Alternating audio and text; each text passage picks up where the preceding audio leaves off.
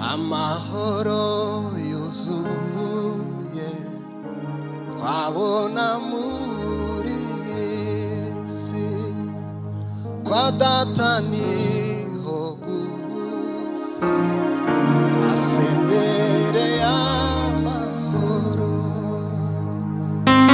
amahoro yuzuye twabona muri Yesu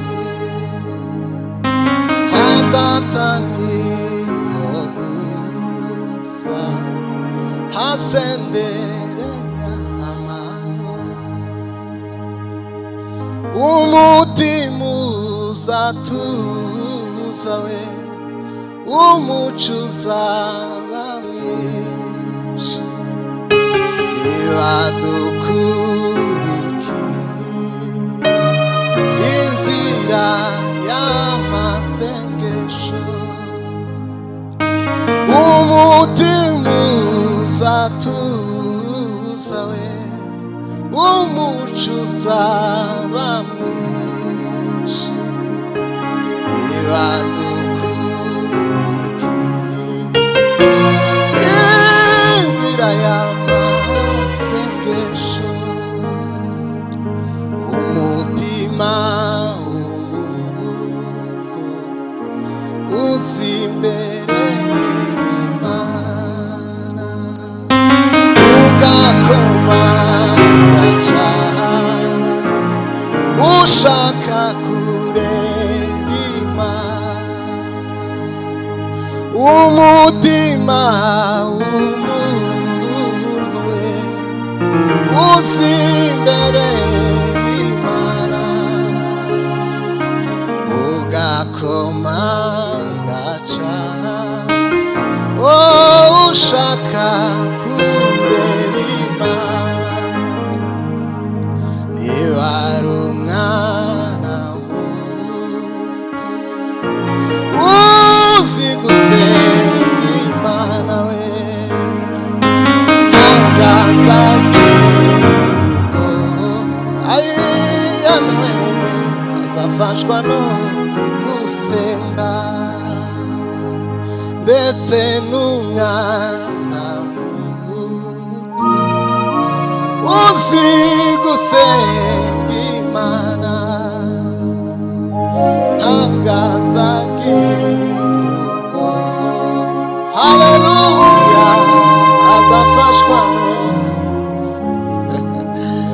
haleluya haleluya Bwana asifiwe tuzamura ibiganza twese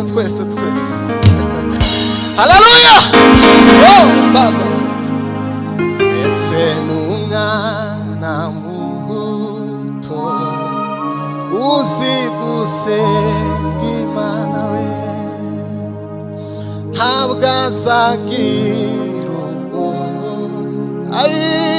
we azafashwa no gusenga amina kubwa turanga sebene papa gloria sempre for the grace tuzamura ibiganza byacu yemwe haleluya oh baba mwenye nguvu na utukufu warakoze Yesu warakoze koko warabikoze body like gloria sempre for you reka dufatikanye guhimbaza izina ry'Imana niba ushobora kuba wumva iyo ndirimbo tugiye kuririmba turirimbira Imana yacu aya c'est la force de grâce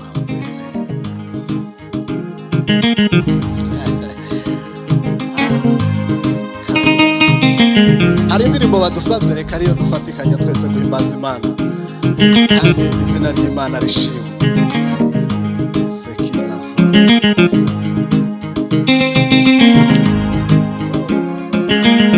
imbere yawe n'ibyishimo bisa abagusenga ntacyo bazabura we yabura Mana duhindukirire Yesu utwuzuza urukundo we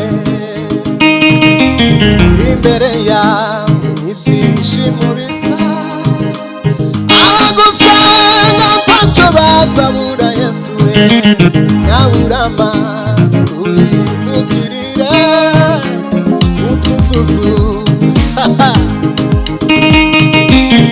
imbere yawe ibyishimo bisa abagusanga ntacyo bazabura mana we nyaburama duhindukirire Yesu utwuzuzu mana mana chidukunda yera we orereza abamarayika bawe koherereza umwuka wawe Yesu we Yesu Kristo ay mana mana we dukunda yera we koherereza abamarayika bawe koherereza Viva Hasilo viva Caria sobre Anachi dukunda yera we Yesu we koherereza abamarayika bawe koherereza umwuka wawe ay Yesu we Yesu we mana yachi dukunda yera we koherereza abamarayika bawe koherereza umwuka wawe Yesu Yesu haleluya uru n'inzira irimwo amahwa menshi ariko Yesu niwe udukingira byose ibikomeye azazorosha ntabwo ari inzira yoroshe ntabwo ari inzira yoroshe gukurikira Yesu akuyobora inzira n'ibikomeye azazorosha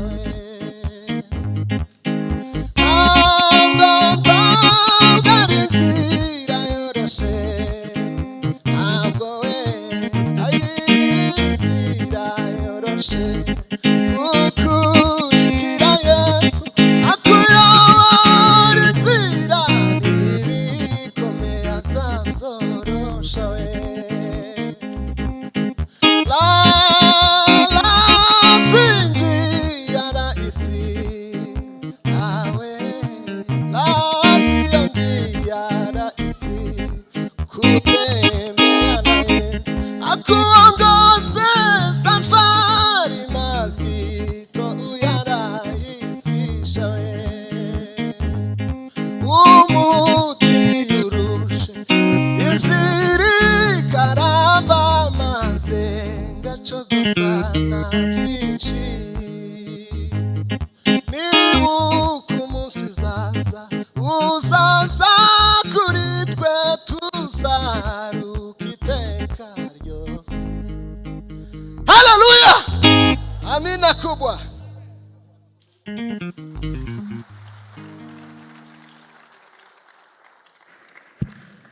hari umuntu ushaka gukizwa atambuke ushaka kwakira Yesu nk'umwami n'umukiza If you want to receive Christ as the Savior and King, niba hari undi muntu ndabona haruje if there is someone else who wants to give their life to Jesus, bahaye amahirwe mbere yuko dukomeza I'm giving you another chance to come forward. hari undi muntu utambutse Amen, amen, amen, Wino. amen. umuntu ushaka kwakira Yesu nk'umwami n'umukiza Whoever wants to receive Christ as the King and ukomere Imana Savior, amashyi ku bwabo a round of applause to Jesus for them. come forward Keep coming forward, keep coming forward, keep coming forward. Glory, glory, glory.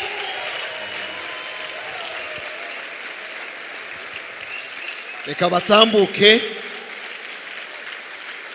abantu batarakizwa uno n'umunsi wabo People want to be saved. This is your day. This is the day the Lord has made for you. Hallelujah. Reka dukomere Imana Hallelujah. yacu amashyi. A mighty round of applause to our God. We give you glory. We give you glory. We give you glory.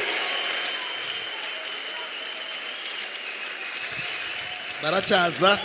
They are still coming. Thank you, Jesus.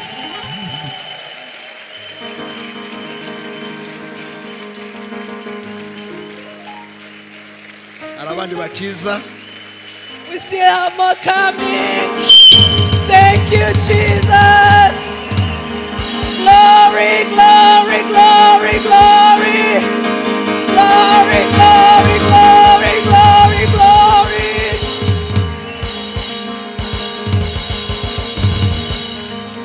Sinzi niba hari abantu bacu bagiye kubabwiriza. I do not know if there are some of the evangelists in the church who went to do Bose evangelism. jewe n'ubwa mbere mbabonye. I believe I've seen them for the first time. Ntawe twavuganye. I did not speak to any, Ariko umwuka yavuganye nabo. but the Spirit ministered to them. Reka dukomere Imana yacu amashyi. A very big round of applause to our God. Ngiye kuvuga aya magambo muyasubiremo. Bishop is going to be speaking. I'm going to be repeating the words. Hanyuma ndabereka umuntu muza gukurikira arabarebera ahantu mwicara hamwe aze kubaganiriza. And then we shall show you the person to follow who shall speak to you and guide you. Mwami Yesu, subiremo. Repeat. Je imbere yawe. I come before you. Uno munsi Today, nafashe icyemezo cyo kuba icyaremwe gisha. I've decided to be a new creature. Uno munsi Today, mbitekerejeho, thinking and pondering about byibwirije. deciding on my own, Ndashaka gukizwa. I want to be saved. Ndashaka kwakira Yesu mu mutima wanje. I want to receive Jesus in my heart. Aba umwami ubugingo To bwanje. be the king of my life. Kuva none Beginning from today, unkure mu gitabo cy'abarimbuka. remove me from the book of perishes. Unyandike mu gitabo cy'ubugingo. Write me in the book of life. Reka mbasengere.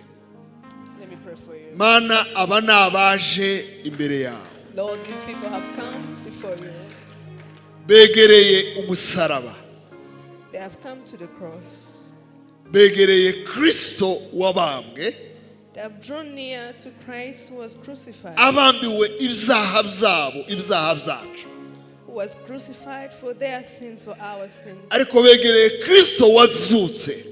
But they have drawn near Christ who resurrected, Wazukanye imbaraga who rose with power, ziduhindura abana b'Imana. that changes us to be sons of Kuva God. uno munsi Beginning from iki today, cyemezo bafashe the decision they have made, ukibafashe mu mwana. Father, guide them, Ubayobore mu nzira yo gukiranuka. lead them to the righteous way. Ubabere umwana, Be their king, bakubere ubwoko. let them be your people. Ubarwanire intambara nziza, Fight for them a good fight of faith. uzabishire batunganye. And may you bring them to you. Tugukomeye as their amashyi menshi. own. We clap for you, O Lord.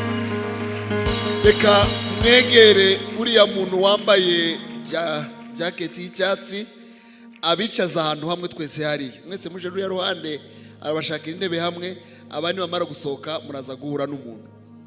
So please, you may go to the empty chairs there, and then after the Nanjye naje service, kuganira namwe. Turaganira turangije we amateraniro. shall meet with you and then talk with you. Reka dukomere Imana yacu amashyi. A mighty round of applause to our God. Murabona yuko gahunda zose zisa nkaho zari zikenewe.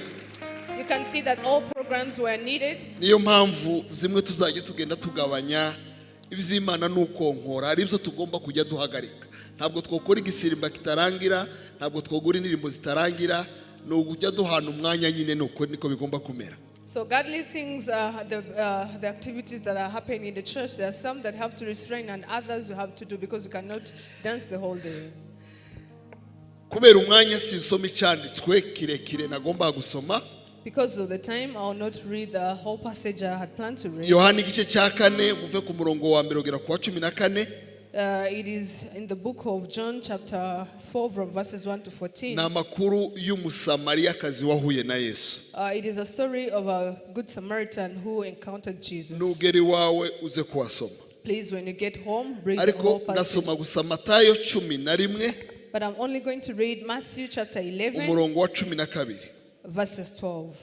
Uwo murongo gusa niwo ngiye gusoma. I'm only going to read only that passage. Matayo 11 umurongo wa 12. Matthew chapter 11, verses 12. Biravuga ngo uhereye ku gihe cya Yohana umubatiza ukageza none ubwami bwo mu ijuru buratwaranirwa intwarane zibugishamo imbaraga. The Bible says, from the days of John the Baptist until now, the kingdom of heaven has been forcefully advancing, and forceful men lay hold of it.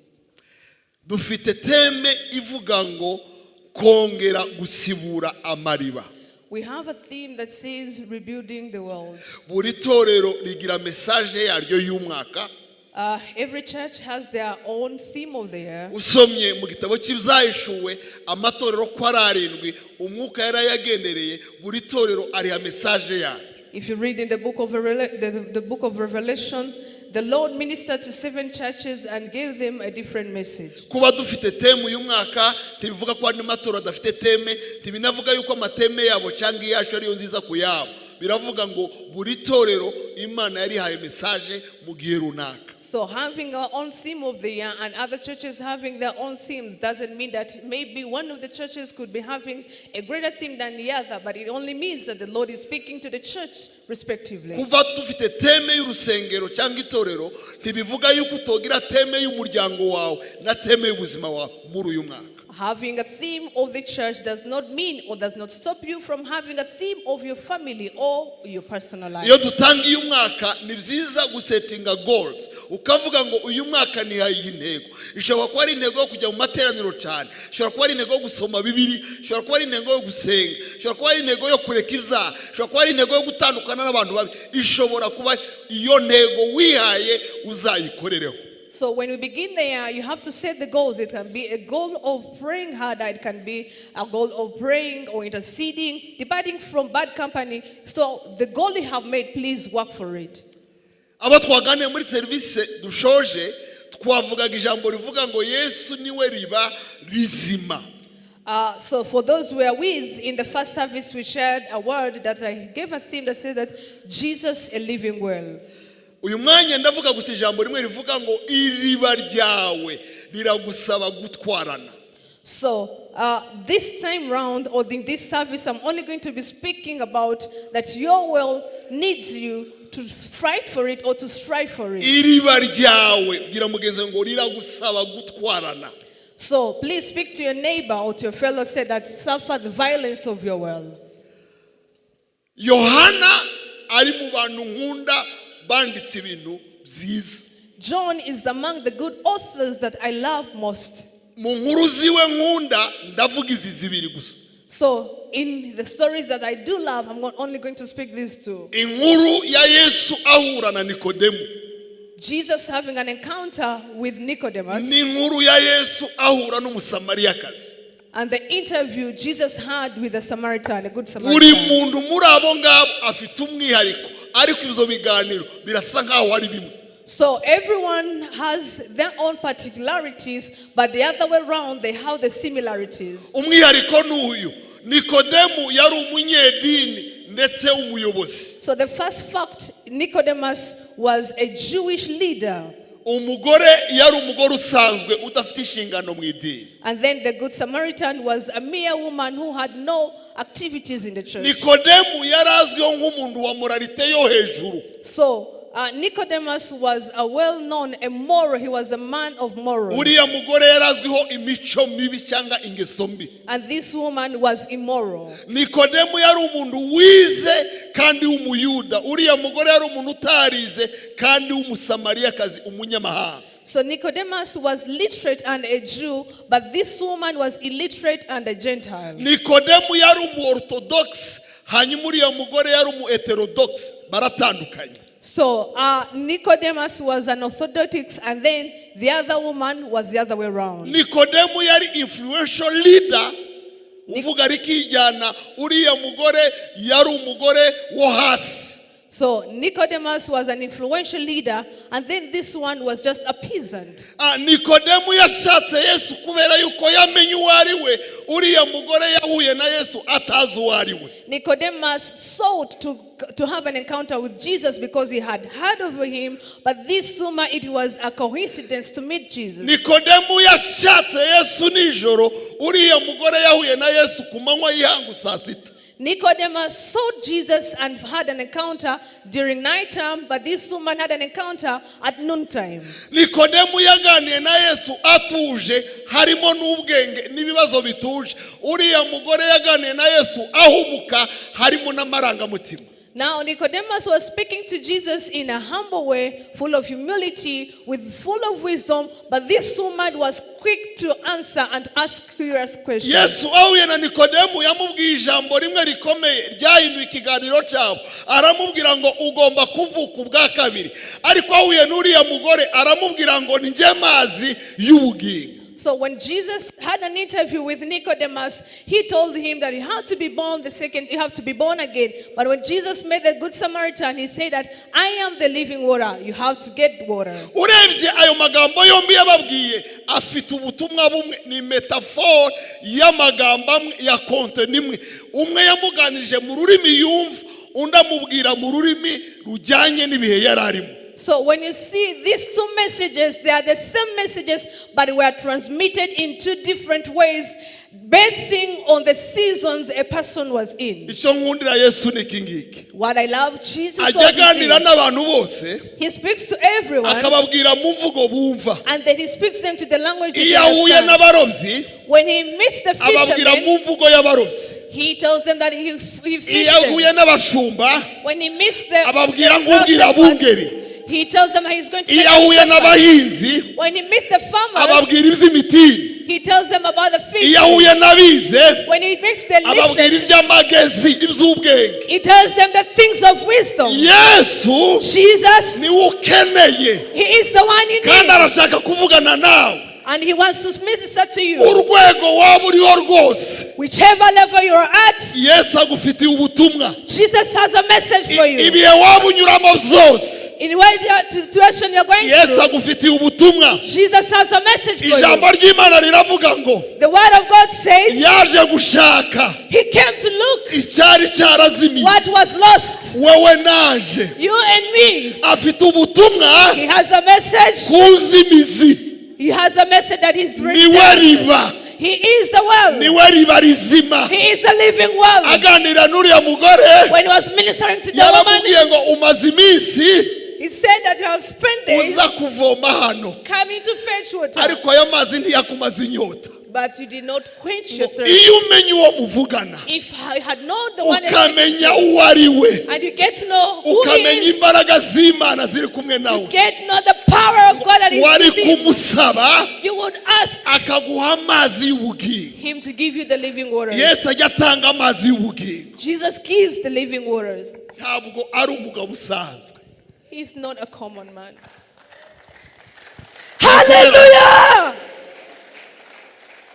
Hari indirimbo nkunda, There is a song I love. nimundeke ndirimbe, hura na Mesiya ntibisanzwe, ahinduka musha.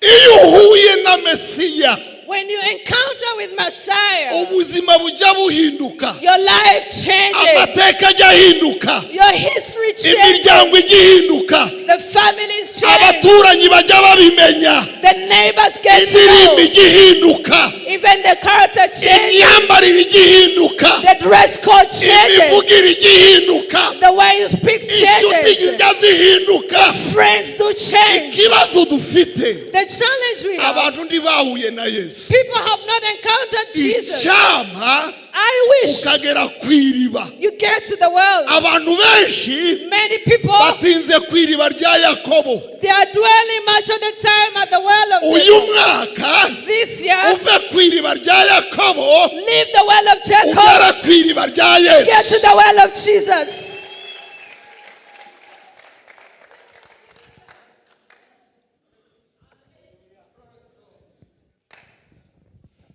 komera imana yawe amashyi. A round of applause to God.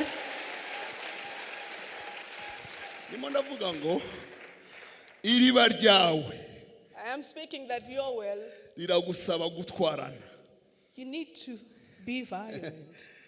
Yohana yandika amagambo meza cyane, John authored good words, ariko Matayo yavuzeho nawe. but Matthew had pre-authored Ni naho about them. twasomye muri Matayo That's why we read ngo in Matthew. ubwami bw'Imana buratwaranirwa.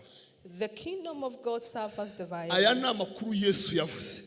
These are the news that Jesus Aha yabwira said. abantu ngo ntabwo ari inzira yoroshe. When Jesus was telling them it is not an easy journey. Gukurikira Yesu ngo akuyobore inzira To follow Jesus leading you away, ntabwo byoroshye. it is not easy. Bisaba gutwarana. You need to be forceful. Kubera iki? Why? Icyambere, First, ubu bwami tubamo this kingdom we live in, bugira mukeba.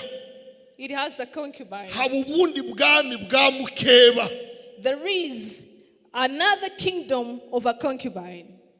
Kandi urugamba turwana na mukeba rwatangiye tutaravuka. And the fight we do fight with the side one, it began before we are even born. Kuva muri Edeni, Beginning from the Garden of Satani Eden, yamanuka when the enemy descended agatera Adamu. and he attacked Adam, Yabaye mukeba w'ubwami bw'Imana. he immediately turned to be the side of the second wife to the kingdom of Iyo God. tuvuga Isaka n'amariba, When we speak of Isaac and the world, mbere yuko Isaka avuka, before Isaac was born, umwana wa mukeba yari ahari now the child of the second wife to Abraham, witwa okay, Isimayeli who was called Ishmael, yari ahari. he was there. Habe n'umunsi baserebura anniversary iminsi mikeya gusa. Even the days they celebrated the anniversary of 3 days. Umwana wa mukeba yarasetse amuseka. Now a child of the second wife even laughed at him. So iyo dukijijwe, When we get saved, mukeba ararakara. when we get saved, the second wife gets to be angry. Uwo mukeba arimo ishusho nk'eshatu. There are 3 images. Icyambere ni Satani, The first is the enemy. icya kabiri ni umubiri wacu, The second is our body. icya gatatu ni isi. And then the third, it is the world. Abo nibo banzi duhorana. Those are the enemies that we Nta do muntu fight with. urakizwa ngo areke kurwana n'abo banzi ko ari batatu. There's no single person who has got saved and then they don't fight with Iyo the wakiriye enemies. Yesu nk'umwami n'umukiza, When you receive Jesus as a Christ and Savior, iteka Satani arahaguruka. every time the enemy stands, So bivuga ngo uru rugamba turimo which means that the fight, that the battle we are at, tuzaruhoramo. we shall continuously be Iyo in iyo it. tuvuga iriba rishasha, When you're speaking of a new world, muhita mwumva impamvu iriba rya Isaka cyangwa amariba ye yarwanyijwe. you can immediately listen why the wells of Isaac were fought. N'umubiri ukaturwanya. And the body fights us as well. Mujya mwibuka yuko turi abasirikare ba Kristo.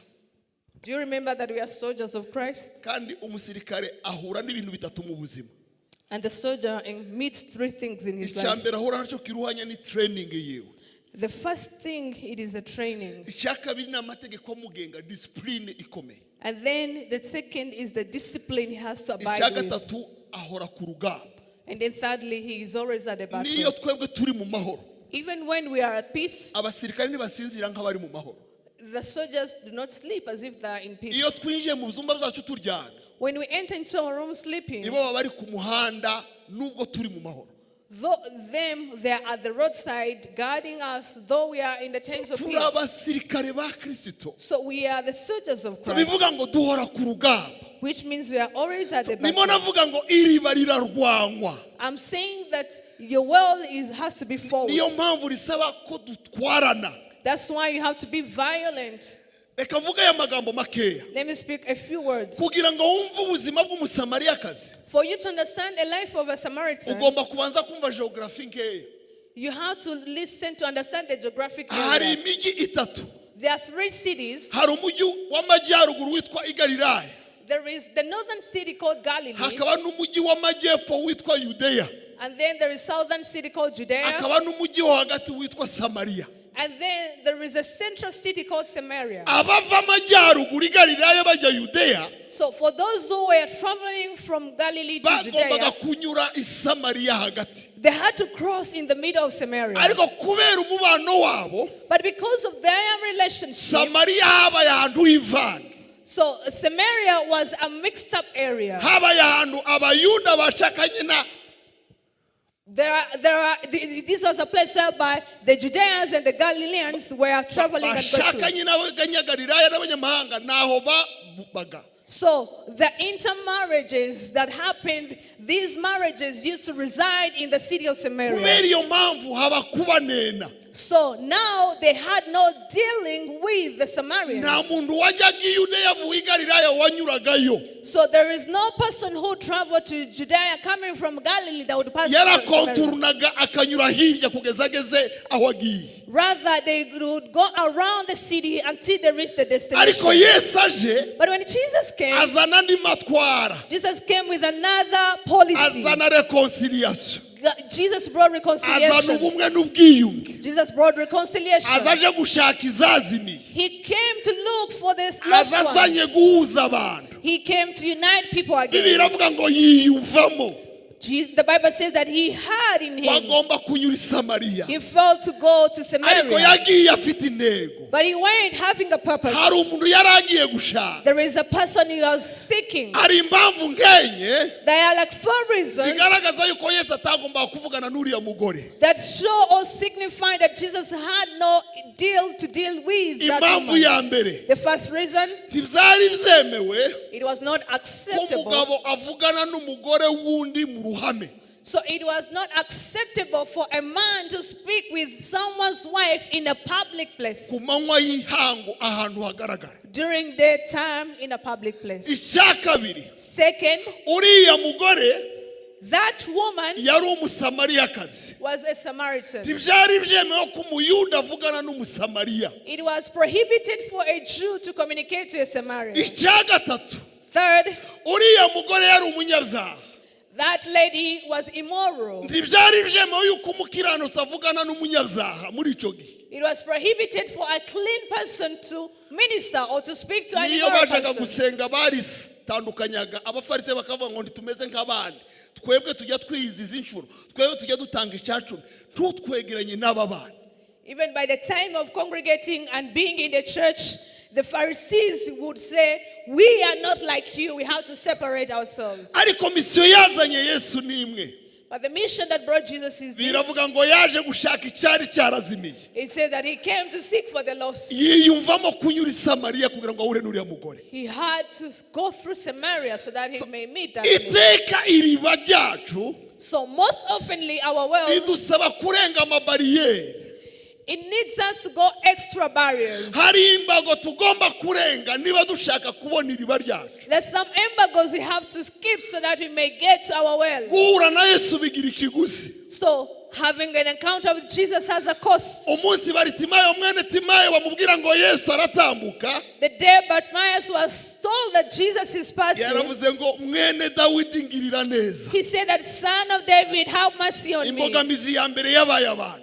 So the first challenge was people. baramubwira ngo ceceka They shut him baramubwira down. ngo ziba They said, shut arababwira up. ngo mwami He said mwene that mwene dawidi ngirira neza Son of David, please have mercy on niba me. nshaka kugucecekesha usanga yesu So if they want to shut you down ujya when utera I'm hejuru you rather speak amajwi aloud. yose ashaka kukuzibya All voices that want to ujye wiga shut you, kuyacecekesha learn to shut them out ntuzagera ku iriba ryawe until you get to your well. amajwi yose agucecekesha You shall never get to your well when you're still having the voices that are shutting binyibukije you. umugore wavaga amaraso It has reminded me of a woman who was yashatse bleeding. kugera kuri yesu She wanted to reach Jesus, arenze asanga abantu baramuziga ari benshi and then people were so crowded, bivuga ngo hari imbogamizi which means that there was a hari impamvu challenge. zitubuza kwegera yesu There are so many barriers that hari restrict us to impamvu come zitubuza to kugera Jesus. ku iriba ryacu There are so many barriers that restrict Ariko us to get to the twige well. gutwarana But let's us be umugore violent. aratwarana This woman was atangira forceful. kuziga abantu She began to push kugeza people ageze kuri yesu until she she reached to Jesus, amukozeho, until she Yesu touched. aravuga ngo hari umuntu unkozeho. Jesus said that someone has touched my Abantu cloak. baramubwira ngo People told him, uravuga ngo umuntu agukozeho,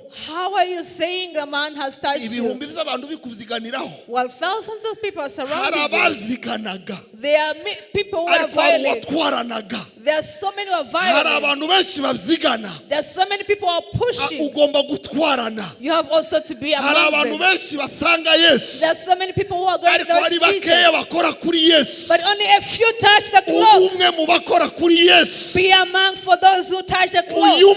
mwaka This year, iriba ryawe your well iragusaba gutwarana. needs you to be forceful, Uyu to ni be umwaka violent. w'intwarane. This is a year of the Uyu violent ni people. umwaka w'imbaraga ku bashaka kujya mu bwami bw'Imana. This is a year of being forceful and violent for those who want to go to the kingdom of God. Binyibutsa Zakayo, It reminds me of Zacchaeus. baramubwira ngo Yesu ari mu murwa, They told him that Jesus is the city. aravuga ngo ngomba kureba uwo Yesu, He said that I have to see that Jesus. ariko agisohoka As soon as he went out, abona Yesu ari kure, he saw that Jesus was from abona far. goswe n'abantu, He was surrounded by men. aratwarana, He was violent. yurira igiti. He climbed the tree. Ubwami bw'Imana buratwaranirwa. The kingdom of God suffers the violent. Isaka Isaac, afite isezerano ry'iriba, he has a promise of a well. ariko agicukura But as soon as he dug, intonganya, only quarrels. agicukura irya kabiri Digging the second, imanza, only disputes. agicukura.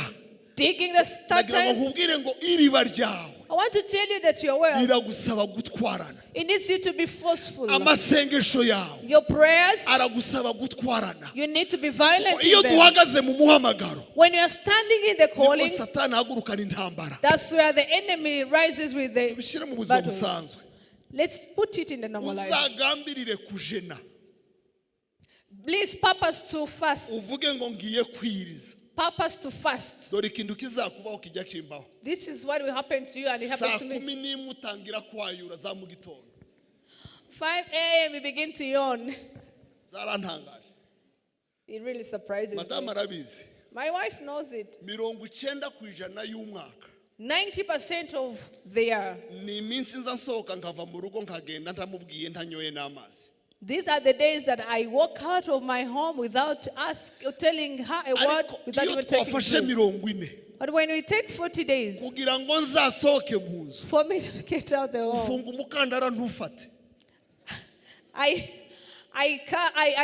use my belt, but it does not hold my Uhora waist. wiriza nta kibazo utaseze. Yes, you can spend the day without eating while you're not fasting. Ubura n'umwanya wo kuja kurya ukirirwa mu kazi ntumenye ko amasaha yo kurya yanareze. You even don't have enough time to go and have your meal. Ariko wazita amasengesho, But when you purpose for it, wazita kwiriza, when you purpose for it, Satani agahaguruka. the enemy rises. Ubwami bw'Imana buratwaranirwa. The kingdom of God suffers the Ugomba violence. gutwarana We have to be kugira ngo violent urinde ibihe byawe by'amasengesho. so that you may redeem the days of Amasaha prayers. y'amateraniro yagera, If it is hour for congregating, ukabura umukozi mu gikoni.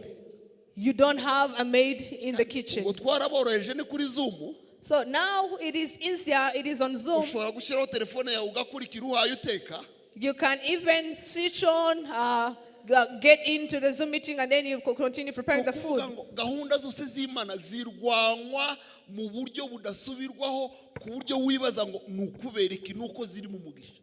So all activities of God, they are being fought, and you wonder why. It is because they have a blessing. Nubona uri mu kintu Satani atarwanya, If you see that you are in something the enemy is not ni fighting, ukuri uzahita ukireka. please quit. As soon as Satani ntajya possible. arwanya ikintu kitari mu mugisha. The enemy will never fight something that it has not doesn't Iteka have a iriba blessing. ry'umugisha rirarwanwa. Every time, every often, a word of the blessing will be Urugo fought. rw'umugisha rurarwanwa. A marriage of blessing will be Urushako fought. rw'umugisha rurarwanwa. A marriage and a couple that is blessed will be Bizinesi fought. y'umugisha iragwanwa. A business that is blessed will be fought. Iyo utekereje gutanga icyacumi, When you think of giving the tithe, nicyo gihe haza amadepansi utateganyaga that's when so many expenses come. birarwanywa It has to be kuko fought birimo umugisha. because it has a Ikintu blessing. cyose kirimo umugisha Everything that has a blessing, satani aragihagurukira. the enemy will rise for it. ubwami bw'Imana buratwaranirwa. The kingdom of God suffers. ntiwemere yuko satani avuga ijambo rya nyuma Do not allow the enemy to speak the kuko last imbere word. yawe hari umugisha, Because ahead of you there is a ariko blessing, biragusaba kuba maso. but it needs you to be alert.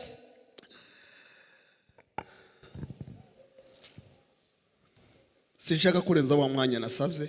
I'm not going to exceed the time I had asked. icanyuma Lastly, umugisha urarindwa, a blessing has to be protected. iriba rirarindwa. A well has to be protected. ndaza kubikomezaho muri serivisi yindi. I shall continue from there in the third narivuze ngo service. iriba ryawe I had said that your well, riragusaba gutwarana it needs you to be forceful, it needs to kugira be ngo violent, uyigereho. so that you may strive and then nimureba ibiganiro accomplish it. by'uriya mugore na Yesu, If you see the interview between the lady and Jesus, yaratwaranye. she was curious and Yesu suspicious. yamugejeje muri vie prive, Because Jesus drove her to the private life, akomeza ikiganiro. but they continued the Kandi interview. yari afite ibikomere bivuga ngo stop, ntiwongere kumvugisha. Yet she was heartbroken to the extent of saying, "Stop! Do not speak to me." abakomantateri babiri bavuga ngo nicyo kiganiro kirekire kiri muri Bibiliya Yesu yageranye n'umuntu. Bible commentators, they usually say that it is the longest interview among all interviews Jesus had in the Bible. umugore w'umunyamahanga, A foreigner, a woman ariko who was kuko foreigner. yakomeje kubana na Yesu, But because she kept to be with Jesus, iriba ryawe rizarwanywa, your well will be fought. rirasaba n'imbaraga zo kuririnda. So you need so much strength to Mureke fight for dusenge. it. Let us pray. twasengeye abakizwa, We have prayed for those who got saved. twasengera ibintu bibiri. Let us at least pray for two things. abanyeshuri bazagenda ku ishuri bahaguruke mbasengere. Students who are going back to school, please get standing so that abiga mu gihugu no hanze y'igihugu, for those who are schooling within the country and outside the country, murahagarara aho muri mbasengere. you are only going to stand up where you nta are. mwanya munini nsigaranye.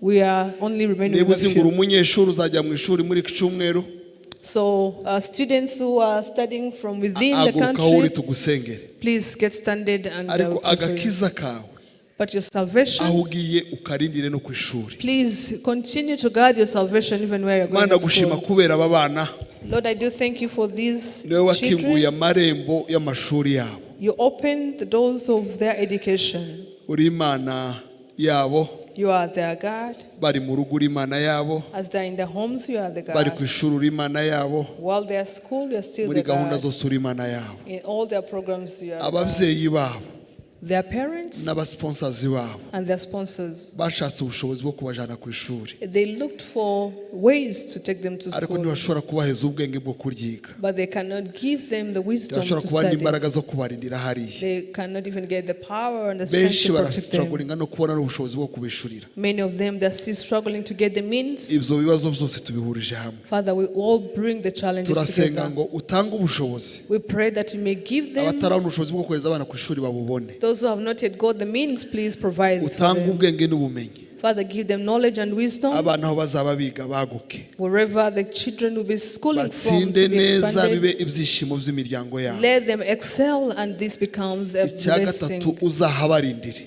Father, thirdly, may you protect them. uzabarindire agakiza kawe, May you protect their salvation. ntibiyandarike, Let them not be immoral. ntibiga imico mibi, Let them not be involved in bad ntibivange habits. n'abanyamahanga, Let them do not mix and ahubwo mingle with bamenye the yuko ari Gentiles. ubwoko butuye ahabwo. But they have to know that it is a people who are living aside. ubane nabo bagenda, Be with them as they are going, uzabatugarurira amahoro, and you bring them back peacefully. uzaturemerera amashimwe. Father, create blessings and testimonies to tugiye us. gusoza isengesho twese, We are going to conclude the prayer, all of us. mwamwemera tugahaguruka tugasoza. Allow me to get standing and we conclude the service.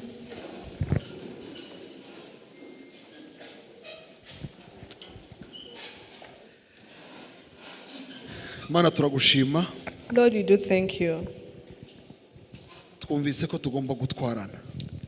We have heard that we have to be forceful and ubuzima vigorous. turimo ni intambara, The life we are in, it is a battle. ibyiza dufite satani arabihagurukira, Whatever good we have, the enemy ariko fights it. waratsinze.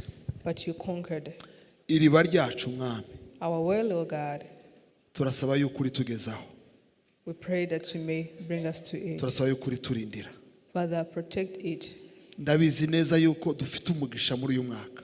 I know it very well that you have a blessing this Hari year. umugisha mu miryango, There is a blessing in hari families. umugisha mu itorero, There is a blessing in the ariko church. cyane cyane But most especially, hari kumenya byimbitse. there is knowing you much better. Tuve hafi, Father, let us be tumanuke mu closer. biganiro byimbitse. Father, let's go deeper. Uriya mugore uko yakomeje kuganira nawe, The way the Good Samaritan continued to speak niko to you, yarushijeho kwimenya, the more she understood niko yarushijeho herself, no kumenya icyo ashinzwe. and the more she understood the Arimo responsibility. aganira nawe, As she was being interviewed niho by yamenye you, yuko ibyo akeneye byose biri muri wewe. that's when she realized that everything she needed was Amaze in you. kumenya uwo uri we, After knowing who you are, yamenye inshingano afite yo kubwira abandi ibyawe. she understood the responsibility of Asubira telling yabwira abantu ngo others. nimuze muhure n'uwo twahuye. She went telling other people, come to meet the one I Duhe met.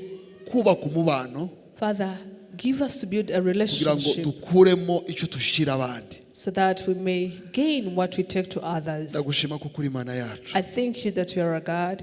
Tugukomeye amashyi mwami. We applaud to you, O God.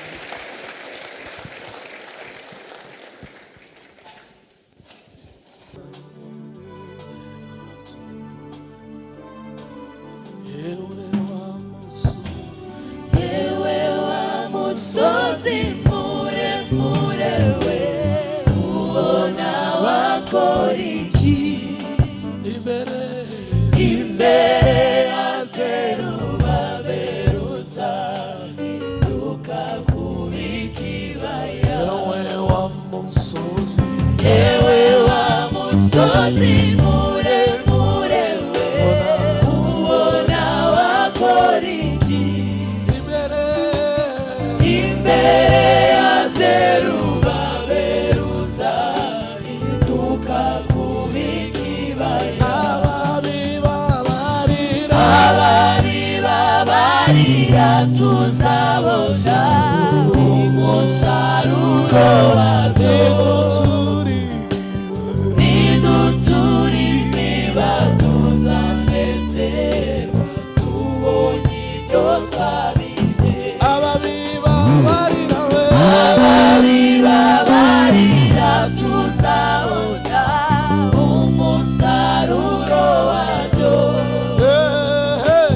Nidutura imiba tuzanezerwa tubonye ibyo twabize. Abisiraheli babibunyage Uwiteka bacuye. Bari bavuye